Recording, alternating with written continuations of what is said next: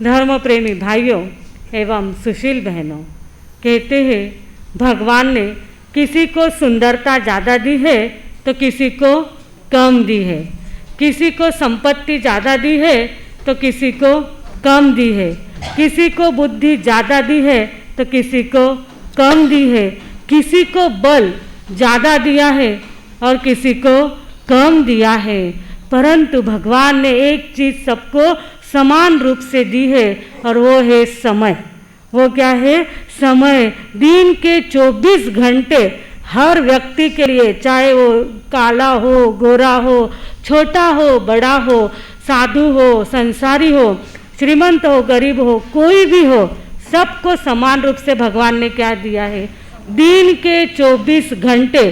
कोई कहता है कि मार साहब ये थोड़ा गरीब है तो इसको थोड़ा समय भगवान ने कम दिया है, ये ज़्यादा श्रीमंत है तो इसको ज़्यादा दिया है। ऐसा भगवान ने पक्षपात नहीं किया है।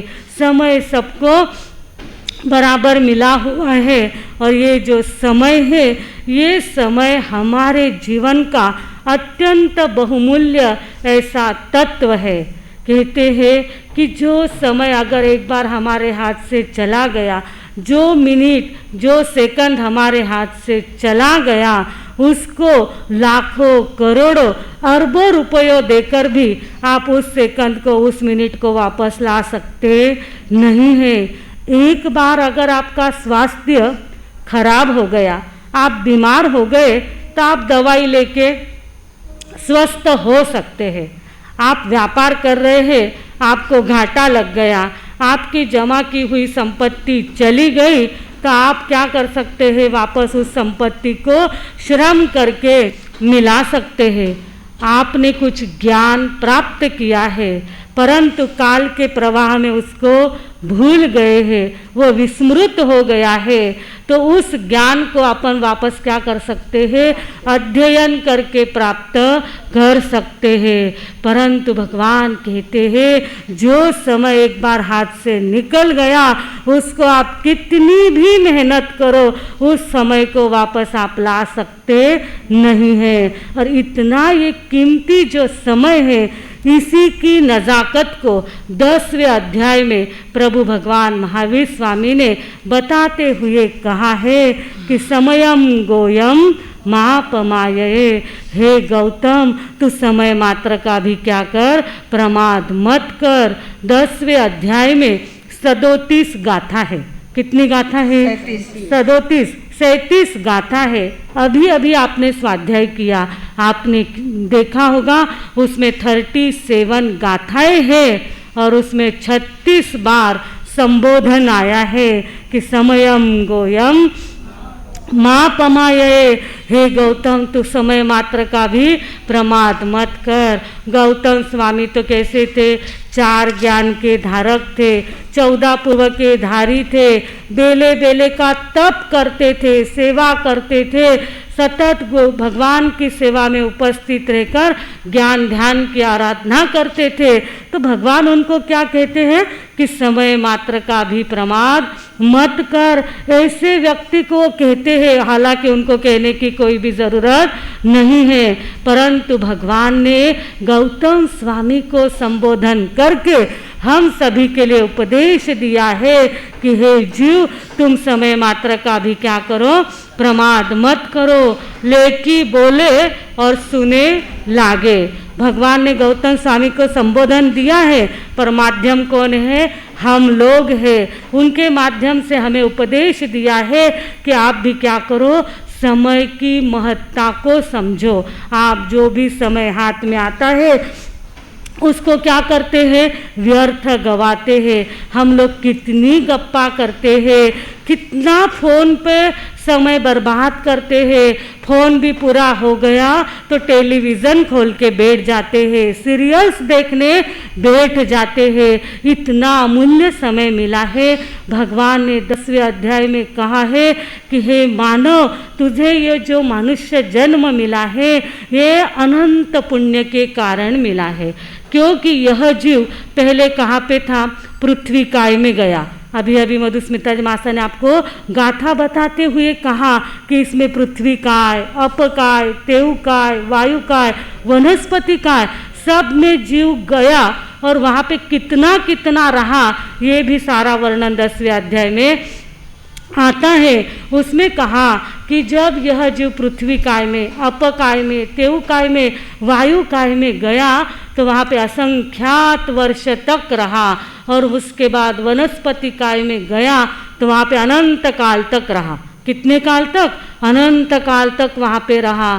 फिर उसको बेंद्रिय, तेंद्रिय, चौरेंद्रिय का जन्म प्राप्त हुआ तो वहाँ पे संख्यात वर्ष वो रहा, और उसके बाद उसको मनुष्य का जन्म, इतनी 9 घाटियाँ पार करने के बाद उसे मनुष्य का जन्म प्राप्त हुआ। और बाकी सारे गतियों को देखते हुए हमारे मनुष्य जन्म का जो आयुष्य है वो सबसे कम है। ज़्यादा से ज़्यादा कितना? हम लोग अभी ज़्यादा से ज़्यादा 70-80 साल तक जीते हैं। जो ज़्यादा पुण्यवान है वो 100 साल तक जीते हैं, और उसके आगे तो जो महाभाग्यवान है वही आगे जीते हैं। हम तो हमारा 80 साल में हमारी यात्रा तो क्या हो जाती है, किनारे लग जाती है। तो इस तरह से मनुष्य का जीवन अत्यंत अल्प काल के लिए मिला हुआ है। और भगवान ने इसी अध्याय में क्या कहा है कि मनुष्य का जन्म मिल गया, उसके बाद भी आर्य कुल मिलना, उत्तम कुल मिलना, धर्म के संस्कार मिलना, उससे भी ज़्यादा क्या है, दुर्लभ है।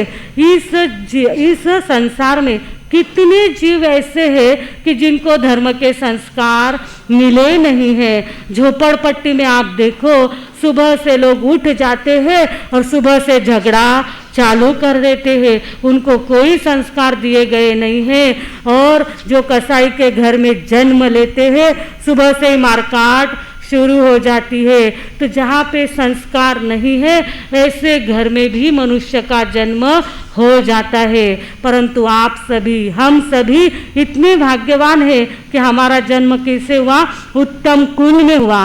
उत्तम कुल में होने के बाद 5 इंद्रियां सलामत मिलना, इसको भी पुण्य लगता है। कोई बहरा हो जाता है, कोई अंधा हो जाता है, कोई गूंगा हो जाता है, परंतु आप देखो कि आपकी 5 इंद्रियां सही सलामत है। और उसके बाद स्वास्थ्य मिलना, 5 इंद्रियां मिलने के बाद भी स्वस्थता मिलना, ये उससे भी दुर्लभ है। और भगवान उसके आगे बताते हैं कि ये सब स्वस्थता मिलने के बाद धर्म श्रवण करने की इच्छा होना, ये भी पुण्य का योग है। और श्रवण भी हो जाता है, श्रवण भी कर लेते हैं, पर उस पे श्रद्धा जमना, और श्रद्धा जमने के बाद उस पे आचरण करना, ये सबसे ज़्यादा दुर्लभ है।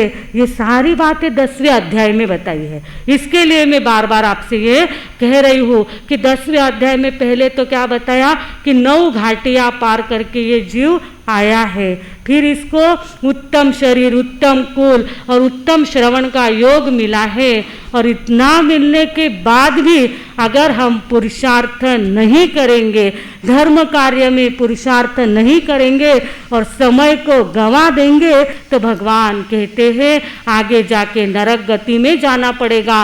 और नरक गति के बाद भी अगर आपने अच्छा कार्य नहीं किया तो आपको निगोद की, नित्य निगोद में जाना पड़ेगा।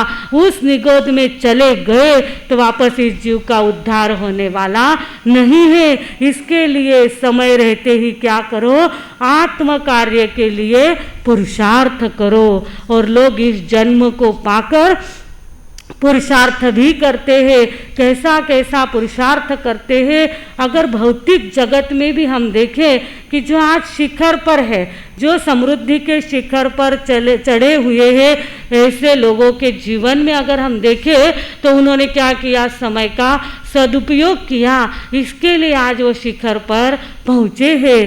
कहते हैं जो फेसबुक के मालिक है मार्क जुकरबर्ग, वो इतना समय का सदुपयोग करते हैं, तो कहते हैं कि वो जो उनको टी शर्ट पहनते हैं, वो जो शर्ट पहनते हैं वो एक ही कलर की पहनते हैं, दूसरे कलर की पहनते नहीं हैं, क्योंकि कलर की चॉइस करने के लिए भी समय वेस्ट होता है। हमारी बहनें, अब दिवाली आई है, साड़ियाँ खरीदने के लिए निकलेगी, सेल लग गए हैं, बड़े बड़े सेल लग गए हैं, साड़ियाँ खरीदने के लिए निकलेगी, 4-4 घंटे कहाँ चले जाएंगे पता नहीं चलेगा, अमूल्य ऐसा समय उसमें चला जाएगा। तो मार्क जुकरबर्ग क्या करते हैं, टी शर्ट के कलर के लिए भी चॉइस करते नहीं है, एक ही कलर का पहनते हैं। और दूसरे एलन मस्क है जो साल के 365 दिन है, एक दिन भी छुट्टी लेते नहीं है, 365 दिन लगातार कार्य करते हैं। ऐसे भौतिक जगत में उन्होंने पुरुषार्थ किया तो आज वो कहाँ पे है, पूरे संसार में सबसे ज़्यादा समृद्ध बन गए हैं। तो भगवान कहते हैं, हे मानव, तू इतना सुंदर, तूने मनुष्य जन्म प्राप्त किया है, तुम्हारे हाथ में भी बहुत कार्य तुम कर सकते हैं। और ऐसा ही पुरुषार्थ हमारे माताजी मार साहब ने किया। परम पूज्य बड़े मार साहब के जो माताजी थे, वो एक भी क्षण को वो व्यर्थ गवाते नहीं थे। वो रोज की 4000 गाथा की स्वाध्याय करते थे। कितनी गाथा? 4000 गाथा की रोज स्वाध्याय करते थे। और वो हमेशा कहते थे, बड़ी तपस्या नहीं हुई तो भी चलेगा, पर घड़ी घड़ी के पचकान करो, समय समय का ध्यान रखो। तो दिन के 24 घंटे हैं, उसमें वो 22.5 घंटे 24 के पचकान करते थे। ऐसे भी साधु बनने के बाद तो रात के 12 घंटे तो पचकान ही होते हैं, पर दिन के जो 12 घंटे माताजी मार साहब को मिलते थे, उसमें भी वो सिर्फ 1.5 घंटा खाने पीने में गवाते थे। बाकी सारे पचकान में समय उनका जाता था, जो विहार के पचकान कर लेते थे। और 54 साल की उम्र में पूरा संसार करके 12-12 बच्चों को जन्म देके उन्होंने संसार का त्याग करके दीक्षा धारण की। और 54वें साल में 30-30 किलोमीटर का विहार किया। इतने बड़े बड़े विहार किए। और हम लोगों को भी आजकल बहुत सुविधा मिल गई है, हमको बहुत आराम है, पर उस समय इतने विहार थे, इतने कठोर नियम का पालन करना पड़ता था। परंतु वो अपना जो नित्य नियम उन्होंने निश्चित करके रखा था, वो पूरा हुए बिना वो किसी से भी बात करते नहीं थे। विहार करने के बाद भी 4000 गाथा की स्वाध्याय करते थे। और उसमें 2000 गाथा ऐसी थी कि उन्होंने कंठस्थ करके रखी थी। 54 साल के बाद 2000 गाथाएं उन्होंने कंठस्थ की थी। और सुबह 4 बजे या 3 बजे जब उठ जाते थे तो पूरे 2000 गाथा कंठस्थ फेर लेते थे। और उसके बाद 2000 गाथा पूरे दिन भर में करते थे। भक्तामर, कल्याण मंदिर, ये सारे तो अलग बातें हैं, पर पूरी जो ये किताब है स्वाध्याय की, वो पूरी दिन भर में पढ़ लेते थे और निंदा नहीं करते थे। कभी भी कोई भी व्यक्ति उनके पास बात करने के लिए आया तो निंदा में समय नहीं गंवाते थे, विकथा नहीं करते थे। और स्वाध्याय पूर्ण होने के बाद जो थोड़ा सा समय अगर उनके पास बच गया तो ही लोगों से बात करते थे। इतना पुरुषार्थ उन्होंने किया जो हमने स्वयं अपनी आंखों से देखा है। और हमको इतना समय मिला है, फिर भी हम क्या करते हैं, हम लोग, आपकी तो बात अलग है, पर हमको तो सब संसार का हमने त्याग कर दिया है। माताजी मार साहब का आदर्श सामने है, फिर भी हमारा थोड़ा समय क्या होता है, व्यर्थ चला जाता है, पुरुषार्थ कम पड़ता है हमारा भी। तो हम 10वें अध्याय की आज हमने स्वाध्याय की है। और ये स्वाध्याय करते हुए हम आज एक ही बात को समझेंगे कि समयम गोयम महापमाये। ये समय अत्यंत मूल्यवान वस्तु हमें पैसों से, हीरे से, सोने से भी ज़्यादा महत्वपूर्ण ये समय मिला हुआ है। और एक बार हाथ से चला गया तो वापस आने वाला नहीं है। तो कितना इसको महत्व देना है, ये आज हमें सोचना है, उसके लिए जो ज़्यादा कुछ नहीं होता तो आप जप तो कर सकते हैं ना, बाकी कुछ नहीं होता तो आप जप में अपना समय डाल सकते हैं, वाचन कर सकते हैं, शुभ भावना में अपना समय व्यर्थ गवा सकते हैं और उससे आपकी सार्थकता आपको प्राप्त हो गई है। क्योंकि घड़ी जो है ना वो किसी के लिए रुकती नहीं है, घड़ी का कांटा किसी के लिए भी रुकता नहीं है, चाहे वो प्रधानमंत्री हो, चाहे राष्ट्रपति हो, चाहे तीर्थंकर भगवान हो, किसी के लिए भी समय का कांटा रुकता नहीं है। परंतु समय का कांटा रुकता नहीं है, समय रुकता नहीं है, हम रुक जाते हैं पर समय कभी रुकता नहीं है। पर वो समय रुकता नहीं है, पर जो समय को सार्थक कर लेता है उसका जीवन क्या हो जाता है, सफल हो जाता है। इसके लिए कहा गया है घड़ी का चक्र चलते रहता है, घड़ी का चक्र चलते रहता है, ना कभी एक रुकने वाला है, इसके साथ जो भी चलता है उसका काम बनने वाला है, घड़ी का चक्र चलते रहता है। घड़ी का चक्र चलते बड़े माँ साहब का बनाया हुआ गीत है, यानी कोई घनी उम्र पर घनो सूझतो पण ये समय न यूं ही बिताओ, घड़ी का चक्र चलते रहता है। ऐसे सुंदर सुंदर भजन की प्रस्तुति उन्होंने दी, खुद ने बनाया ऐसे भजन। मतलब उन्होंने कितना पुरुषार्थ किया, कितना समय को उन्होंने सार्थक किया है, कितना विहार किया, कितने प्रवचन दिए और कितने जन जन का उन्होंने उद्धार किया, इतना समय उन्होंने सार्थक किया है। और जब भी समय मिलता है तो अभी भी वो क्या करते हैं, ध्यान में बैठ जाते हैं, ध्यान में अपना समय सार्थक करते हैं। तो ऐसे ऐसे पुण्यवान लोग हमें मिले हैं और वो हमें क्या प्रेरणा देते हैं कि समय तो सबसे ज़्यादा, देखो आजकल समय मैनेजमेंट के ऊपर बहुत सारे लेक्चर देने वाले मोटिवेशनल स्पीकर आपको मिलेंगे, पर भगवान महावीर स्वामी ने आज से 2500 वर्ष पहले ही टाइम मैनेजमेंट का हमको क्या किया है, बता दिया है। उत्तराध्ययन सूत्र के माध्यम से टाइम मैनेजमेंट कैसा करना ये उस समय हमें बता दिया। हम नहीं समझे वो बात अलग है, पर भगवान ने तो 2500 वर्ष पहले बता दिया। और आज लोग क्या करते हैं, पैसा देके सेमिनार में जाते हैं, मोटिवेशनल स्पीकर के प्रवचन सुनते हैं और फिर समय को सार्थक करने की बात सोचते रहते हैं। और ये समय मतलब भगवान का जो दृष्टिकोण था वो कितना बहुआयामी था, उन्होंने कितने कितने विषयों पर हमें प्रेरणा दी है। और 10वें अध्याय में तो समय के ऊपर प्रेरणा दी, पर जो 11वां अध्याय हमारे सामने आया है उसमें भी सबसे महत्वपूर्ण जो हमारे जीवन का अध्याय कहो वो ज्ञान होता है। हमारे जीवन का सबसे श्रेष्ठ अगर कोई दूसरा तत्व है तो वो ज्ञान है।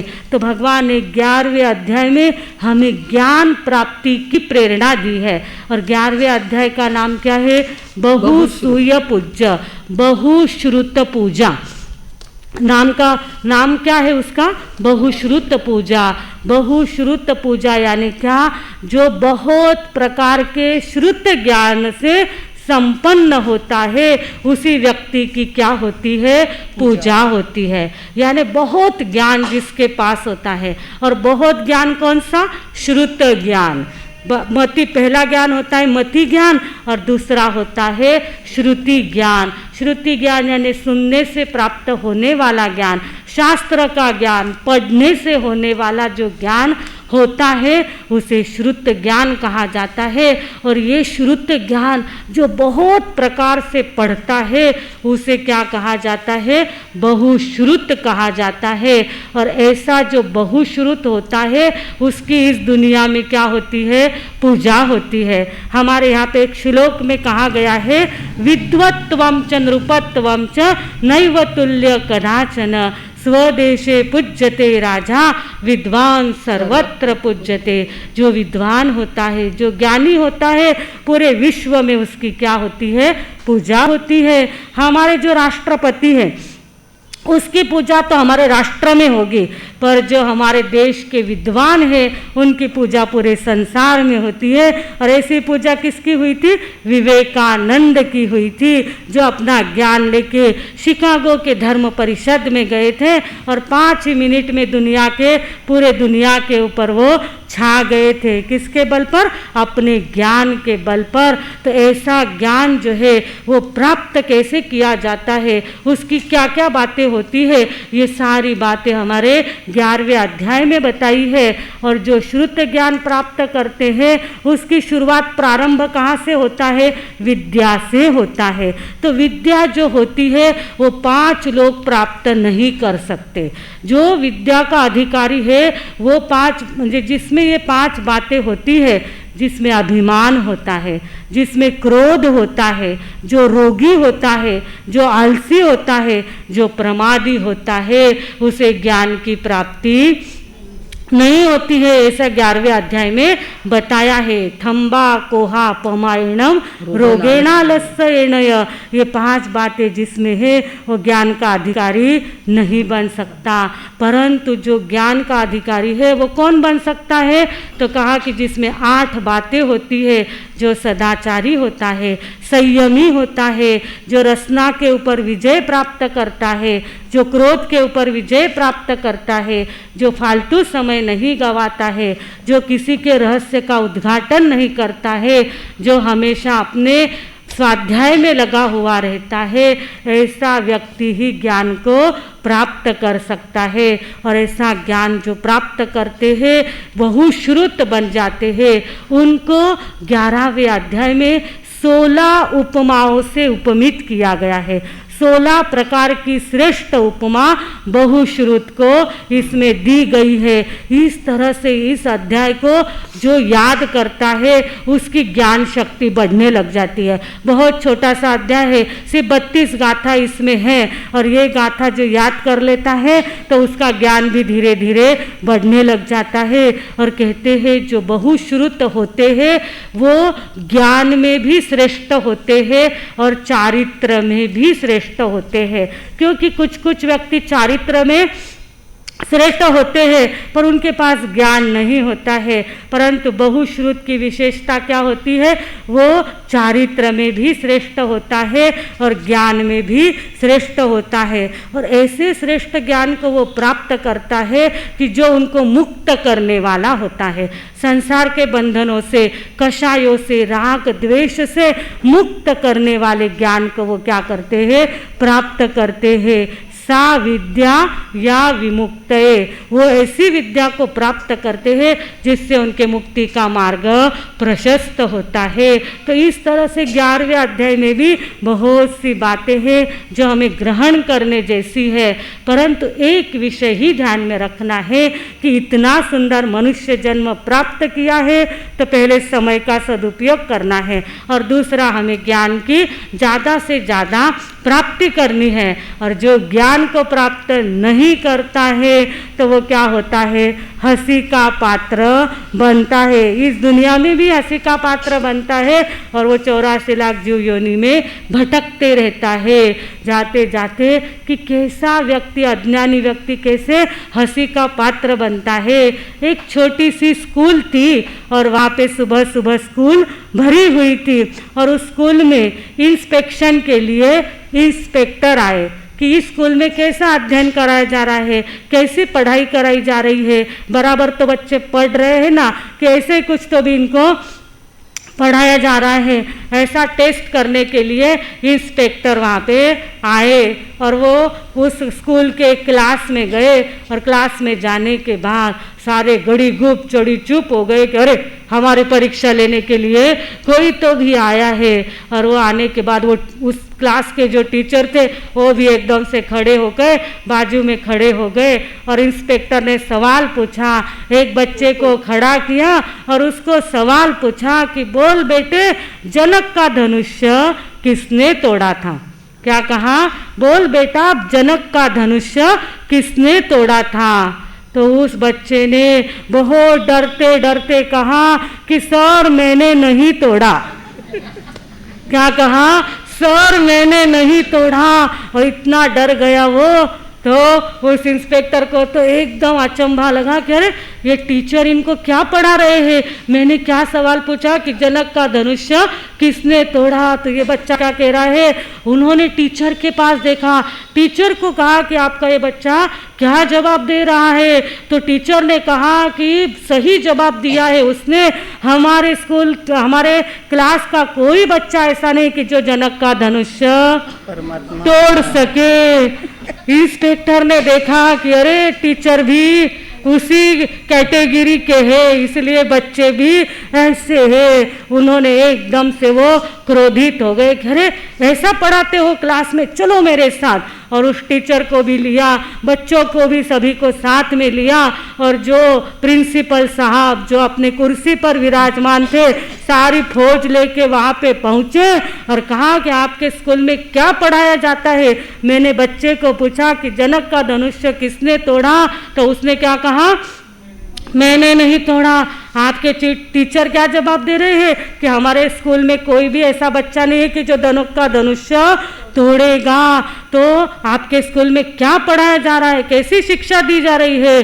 तो उस इंस्पेक्टर ने खड़े होते हुए हाथ जोड़ते हुए कहा कि टीचर ने सच कहा है, हमारे स्कूल में एक भी बच्चा ऐसा नहीं है कि जो जनक का धनुष्य तोड़ेगा। और अगर आपको लगता है कि हमारे स्कूल के बच्चे ने किसी ने जनक का धनुष्य तोड़ा है तो आप उसकी नुकसान भरपाई ले लो, पर कहीं पर जाके हमारी कंप्लेंट मत करना कि यहाँ पे ऐसा पढ़ाया जाता है, ऐसी कहीं पर भी कंप्लेंट मत करना। उस इंस्पेक्टर ने तो अपने सर को हाथ लगा लिया कि अरे किसी को भी कुछ भी यहाँ पे आ नहीं रहा है। इतना सा सामान्य सा प्रश्न मैंने पूछा, पर उतना भी ज्ञान इन बच्चों को नहीं है, तो आगे ये क्या अपना भविष्य निर्माण कर सकते हैं। उन्होंने कहा कि आपको सही शिक्षा लेने की ज़रूरत है। अगर इस तरह से आप बच्चों को पढ़ाते रहेंगे तो हमारे देश का भविष्य उज्जवल होने वाला नहीं है। तो आप सही शिक्षा दो और सही दिशा में इनको आगे बढ़ाओ। तो इस तरह भी पढ़ाया जा सकता है। पढ़ाते हैं तो हमें भगवान कहते हैं इतना सुंदर मनुष्य जन्म मिला है तो सत्य ज्ञान प्राप्त करो, आत्मज्ञान प्राप्त करो, और जो इतना अच्छा ये सब मिला है उससे भी अच्छा प्राप्त करने की सभी कोशिश करो। इसी शुभ भावना के साथ में विराम लेती हूँ। ओम शांति।